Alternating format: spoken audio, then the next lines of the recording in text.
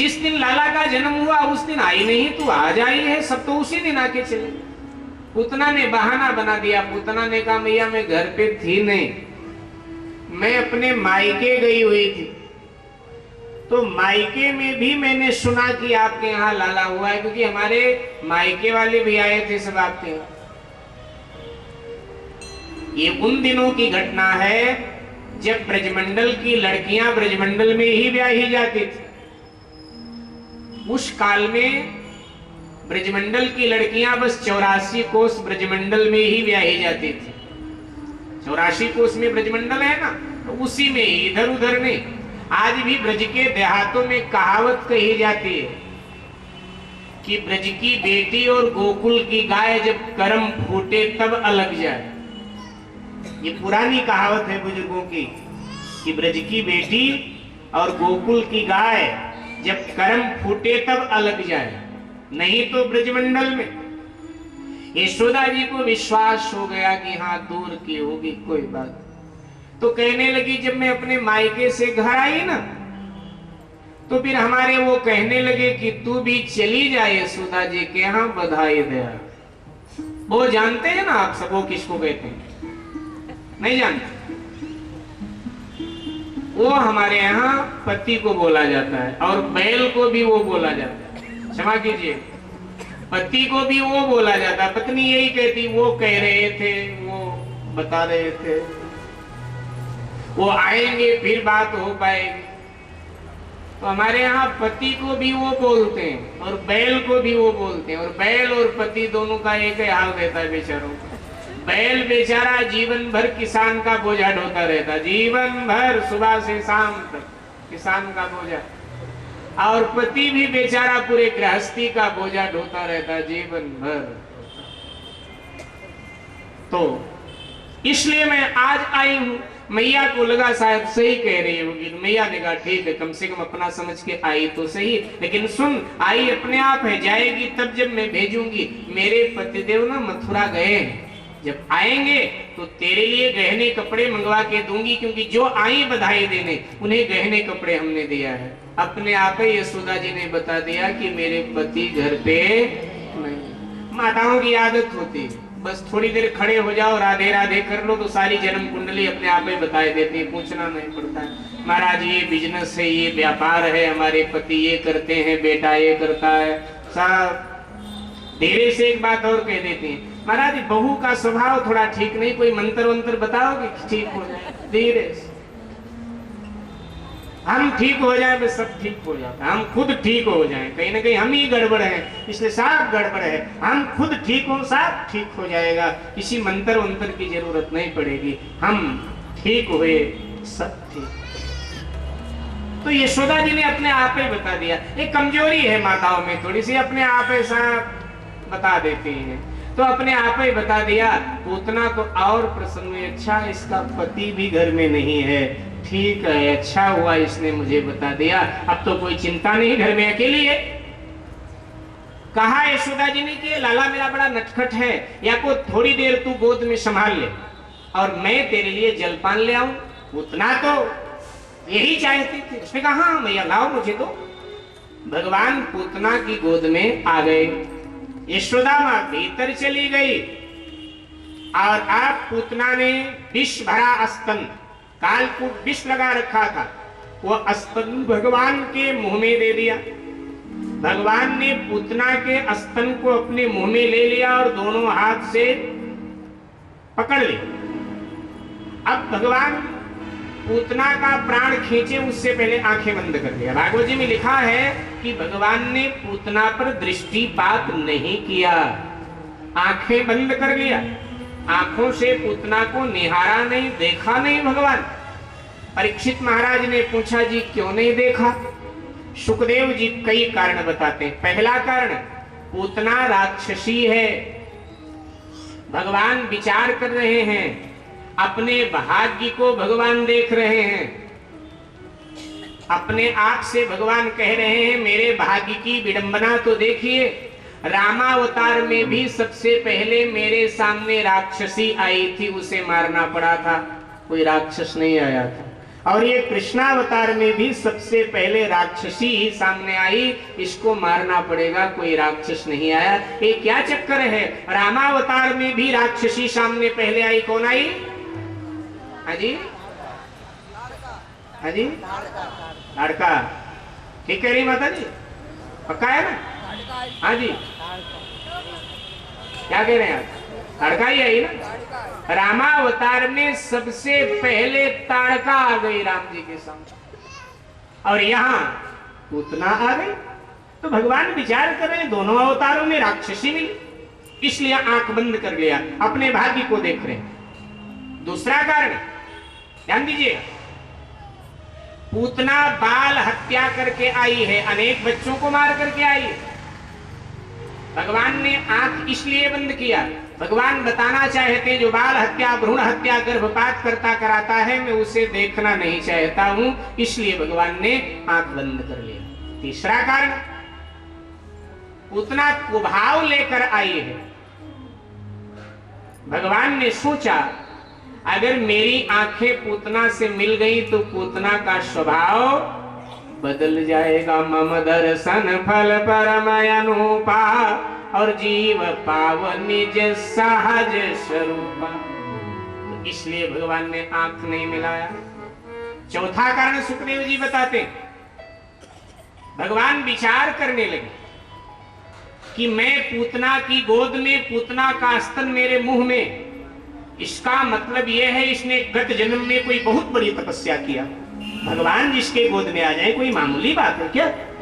जरूर कहीं ना कहीं इसका पुण्य भी है। आंख बंद करके भगवान पूतना के पाप पुण्य का लेखा जोखा देखने लगे। पुण्य है इसका, ये पूतना गत जन्म में राजा बलि की बेटी थी, इसका नाम था रतनमाला। तो भगवान जब बामन बनकर गए तो भगवान को देखकर मोहित हो गई, सात्विक भाव, और कहने लगी अगर आप मेरे पुत्र होते तो मैं अपनी गोद में आपको खिलाती, थोड़ी देर के लिए बन जाओगे मेरे पुत्र। भगवान ने कहा अभी समय नहीं है, फिर कभी पुत्र बनकर तेरी गोद में आ जाऊंगा, थोड़ी देर मैं तेरी भावना को पूरा करूं। इसके बाद जब भगवान ने बामन से विराट रूप ले लिया और बलि का सर्वस्व ले लिया, तो रतनमाला को क्रोध आया और उसने कहा तू मेरा बेटा होता ना तो मैं अपने स्तन में जहर लगाकर तुझे पिला देती। भगवान ने कहा ये भी तेरे भाव को मैं पूरा करूं। वही रतनमाला यहां पूतना बन करके आई, इसलिए भगवान आंख बंद कर उसका लेखा दे। चौथा कारण, पांचवा कारण, क्षमा करें, पांचवा कारण सुखदेव जी बताते कि भगवान श्री कृष्ण विचार कर रहे हैं कि पूतना ने अपना स्तन मेरे मुंह में दे दिया, अब ये मेरी मां हो गई, रिश्ता इसका और मेरा मां बेटे का हो गया। अब ये पूतना कुभाव से मुझे स्तन पिला रही है, लेकिन रिश्ता मां का हो गया, तो पूतना को मैं भेजूंगा वैकुंठ। लेकिन मेरी माँ यशोदा तो मुझे भाव से अपना स्तन पिलाती है, तो पूतना के लिए वैकुंठ है, तो यशोदा माँ को मैं कहाँ भेजूंगा, क्योंकि वैकुंठ से पावन स्थान मेरे पास और कुछ है ही नहीं, तो मैं अपनी माँ यशोदा को कहाँ भेजूं। धर्म संकट में भगवान पड़ गए कि जो कुभाव से, बुरे भाव से मुझे स्तन पिलाए उससे मैं वैकुंठ भेजता हूँ, लेकिन जो बड़े प्रेम से मुझे स्तन पिलाती है उस माँ यशोदा को मैं कहाँ भेजूं। धर्म संकट में भगवान फंस गए, इसलिए आंख बंद करके थोड़ा चिंतन कर। छठवां कारण सुखदेव जी बताते हैं कि कन्हैया आंख बंद करके भोले बाबा का आवाहन कर रहे हैं, ध्यान कर रहे हैं, बुला रहे हैं। और जब किसी देवता का ध्यान करते तो आंख बंद करते हो ना, तो आंख बंद करके भगवान भोले बाबा का आवाहन कर रहे हैं, बुला रहे हैं कि हे भोलेनाथ आकर के मेरे शरीर में प्रवेश कर जाओ, क्योंकि हमने माखन मिश्री खाया, कभी जहर नहीं पिया है, और ये पूतना जहर लगा के आई है, पहली बार जहर से पाला पड़ा। हमारी आदत जहर पीने की है नहीं, हम तो माखन मिश्री खाते, लेकिन आपने एक बार जहर पिया है, आपको तो आदत है जहर पीने की, तो आ जाओ, आधा काम आप करो, आधा मैं करूंगा। पूतना के स्तन में जो कालकूट विष लगा है उसे आप पी लीजिए, और इसके प्राण को मैं पी लेता हूं। शिव जी महाराज का आवाहन कर रहे हैं, शिव जी को आंख बंद करके बुला रहे हैं कि आप जल्दी आ जाओ, इसलिए आंख बंद कर लिया। और बहुत सारे भाव हैं भागवत में, प्रमुख ये 6 भाव हैं, प्रमुख ये 6 अर्थ हैं। और आप भगवान दूध के साथ साथ पूतना के प्राण को खींचने लगे, पूतना बेचैन होने लगी, प्राण निकलता है तो शरीर में बेचैनी होती है, पूतना बेचैन होने लगी और जोर से चिल्लाई, लाला छोड़ दे मुझे, छोड़ दे। भगवान ने कहा, अरे पूतना, हमारी माँ यशोदा ने मुझे पकड़ना ही सिखाया, छोड़ना सिखाया ही नहीं है। या तो मैं जीवात्मा को पकड़ता नहीं हूं, और एक बार जीवात्मा मेरे पकड़ में आ जाए तो फिर मैं उसे छोड़ता नहीं हूं, फिर तो वही वैकुंठे में ले जाके छोड़ता हूं, दुनिया के आवागमन के बंधन से मुक्त करके ही छोड़ता हूं, ऐसे मैं छोड़ता नहीं। ये भगवान का सचमुच ऐसे भगवान नहीं छोड़, भगवान फिर उद्धारे करके छोड़ते। एक बार जीवात्मा उनका हो जाए, भगवान कहते हैं बस एक बार मेरा तू हो जाए, फिर तो सखा सोचे त्याग हो बल मोरे।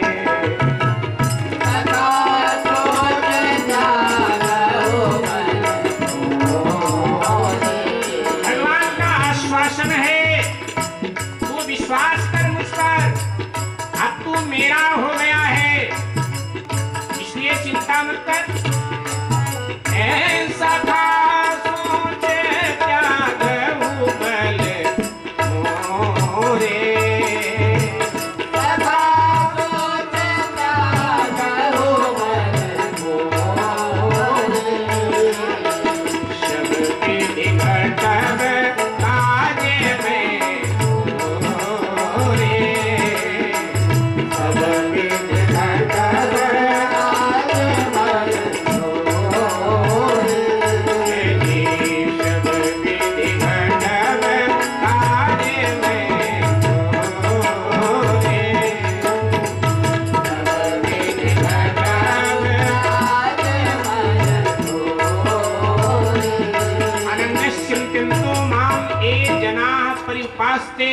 तेसाम नित्य युक्ता नाम योगक्षेमम वहाम्यहम।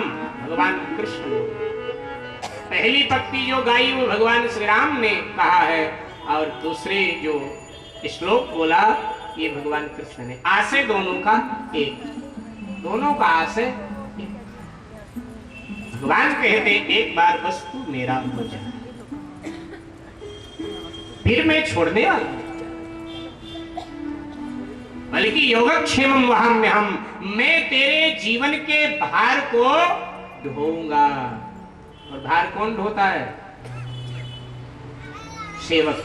भगवान कहते तू मेरा हो जाए, मैं तेरा सेवक बन जाऊं। अनन्यश्चिंतो माम ये जनाः परिपास्ते तेषां नित्ययुक्तानां योगक्षेमम वहाम्यहम। भगवान श्री कृष्ण स्वयं बोले। एक घटना आपको बताकर मैं आगे बढ़ूं, अपने प्रसंग पर आता हूं। एक हमारे देश में संत हो गए श्रीधर स्वामी, आप सबने नाम सुना होगा। श्रीमद् भागवत पर सबसे पहले उन्होंने ही टीका किया, और आज भी सर्वश्रेष्ठ टीका श्रीमद् भागवत की श्रीधरी टीका ही सर्वश्रेष्ठ मानी जाती है। इससे श्रेष्ठ कोई टीका नहीं श्रीमद् भागवत, श्रीधरी टीका। गीता जी पर भी सबसे पहले उन्होंने ही टीका किया, बाद में तो अनेक विद्वानों ने किया, लेकिन पहले पहल जो है श्रीधर स्वामी ने किया। अकिंचन थे, गरीब थे, गृहस्थ थे, पति पत्नी थे, बच्चे आदि तो नहीं थे, पति पत्नी। दक्षिण भारत से आ गए हरिद्वार। उन दिनों हरिद्वार आज जैसा नहीं था, शहर नहीं था, कुटिया साधु संतों की यत्र तत्र थी, बाकी तो निर्जन प्रदेश। एक कुटिया बना लिया गुरु माता कुटिया में, और स्वामी जी सुबह निकले, गंगा पर चले जाते थे, गंगा स्नान करते थे, गीता जी पर टीका करते। गीता जी का अनुवाद करते करते जब ये श्लोक आया, अनन्यश्चिंतो मामे जनाः परिपास्ते तेषां नित्ययुक्तानां योगक्षेमम, जब ये योगक्षेमम वहाम्यहम बात आई, अर्थात भगवान कह रहे हैं मैं भक्त के भार को ढोता हूं। जब ये बात आई तो श्रीधर स्वामी ने सोचा कि भगवान काहे को भक्त का भार ढोएगा।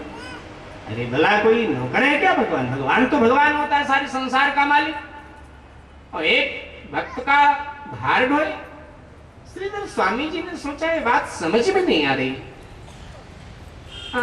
गीता का उपदेश भगवान ने कुरुक्षेत्र के मैदान में दिया था, जब दोनों सेनाएं आमने सामने खड़ी हैं, रणभेरिया बज रही हैं, लड़ाई की तैयारी, उस समय गीता का उपदेश भगवान ने दिया था। तो श्रीधर स्वामी ने सोचा कि झगड़े झंझट के समय व्यक्ति कई बार आक्रोश में जो ना बोलना हो वो भी बोल जाता है, तो शायद भगवान ने आक्रोश में कह दिया होगा मैं भक्तों के भार को ढोता हूं, भला काहे को ढोएंगे। ये ठीक नहीं बोला भगवान ने, वो बार बार नहीं ढोते, ऐसे ही बोल दिया होगा आदेश में। तो योगक्षेमम वहां में हम पर लाल कलम लगा दिया, काट के, और आगे निकल गए अनुवाद करते। इधर भगवान को लगा मैं कैसे समझाऊं। भगवान ने 7 वर्ष के बालक का रूप ले लिया, खिचड़ी का गट्ठर सर पे, श्रीधर स्वामी के कुटिया पर आए, झोपड़ी का दरवाजा खटखटाया, उनकी पत्नी निकली, कहा मां 3 दिन से आप भूखी हो ना, आपके पति तो वहां गंगा के तट पर ही बैठे लिख रहे हैं, आए नहीं, ऐसा करो ना वो आने वाले हैं, उन्होंने ही ये खिचड़ी भेजी है, जरा जल्दी जल्दी पकाओ, वो आने वाले हैं, आप भी खाओ वो भी खाएं। तो खिचड़ी का गट्ठर उतार कर माताजी ने झोपड़ी में रखा और फिर बालक की ओर देखा तो बालक के मुंह से खून की उल्टी हो रही, बार बार खून निकल रहा। माताजी ने पूछा बेटा ये खून क्यों तेरे मुंह से बार बार निकल रहा है? तो बालक ने रो करके कह दिया मां आपके पति ने, श्रीधर स्वामी जी ने इतने जोर का चाटा मुझे मार दिया है कि खून बंद नहीं हो रहा है, बार बार खून निकल रहा है। कहने लगे अच्छा, दूसरों को कहते हैं क्रोध ना करो, स्वयं स्वामी जी क्रोध करते, कोई बात नहीं मैं पानी लाती हूँ बेटा, कुल्ला कर लो, मुंह धो लो और आने दो स्वामी जी को। मैं पूछती हूँ उनसे कि नन्हे से बच्चे को खिचड़ी का गट्ठर लदवा दिया और थप्पड़ अलग से मार दिया। बड़बड़ाती हुई वो अंदर गई, पानी लेके बाहर निकली कि वहां कोई बालक ही नहीं, बिल्कुल अभी गई अभी आए। सारा निर्जन प्रदेश दूर दूर तक दृष्टि दौड़ा रही है लेकिन कहीं कोई बालक नहीं। वो आवाज खड़ी है, गया तो कहां गए। इतने में श्रीधर स्वामी, आज तीसरा दिन था, अपना पोथी पंचांग लपेटे लपेटे पहुंचे, एकदम बिगड़ गए कि स्वामी जी आपकी आदत अच्छी नहीं लगती, एक नन्हे से बच्चे को खिचड़ी का इतना बड़ा गट्ठर लदवा दिया, थप्पड़ अलग से मार दिया, बेचारे के मुंह से खून की उल्टी हो रही थी, देखो उल्टी खून की करके गया। श्रीधर स्वामी ने कहा अरे भगवान तेरी बुद्धि बिगड़ी है क्या, 3 दिन से तो मुझे कोई मिला ही नहीं, अरे बालक क्या कोई सयाना भी नहीं मिला, कोई पशु पक्षी तक नहीं मिला 3 दिन से मुझे, मैं तो बस अपने लेखन में लगा था, दिन भर लिखता था, रात को भजन में बैठ जाता, मुझे तो कोई मिला नहीं।